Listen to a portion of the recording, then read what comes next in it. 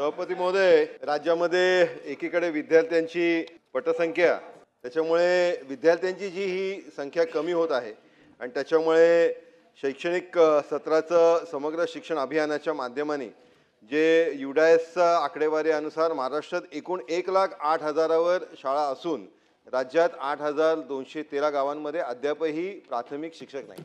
सभापती महोदय, अनुदानित शाळांमध्ये आता शाळा सुरू झाल्यात आणि आता बऱ्याचशा ठिकाणी अजूनही शिक्षक नाही. शिक्षकांच्या संदर्भातली आपण ज्यावेळेस राईट टू एज्युकेशन म्हणतो, हे विद्यार्थ्याचा अधिकार आहे, ते अधिकार मिळवून देण्यासाठी आपण शिक्षकांच्या भरतीच्या संदर्भातलं आपण काय निर्णय घेणार, हा सभापती महोदय माझा स्पेसिफिक प्रश्न आहे. त्याचबरोबर सभापती महोदय, ग्रामीण भागामध्ये आपण शाळांचंही संदर्भातलं विद्यार्थ्यांना एकत्र करायचं आपण धोरण घेतलंय, पण बरेच ठिकाणी सभापती महोदय आपल्याला गावांचा अंतर लांब आहे, काही ठिकाणी भौगोलिक दृष्टिकोनाने ते एकत्र करता येत नाही.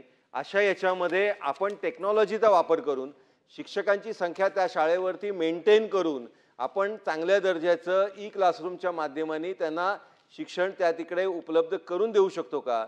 एक पूर्ण प्लॅटफॉर्म आपण या संदर्भातलं धोरण म्हणून शिक्षण विभाग तयार करणार का? असे माझे स्पेसिफिक 3 प्रश्न आहेत.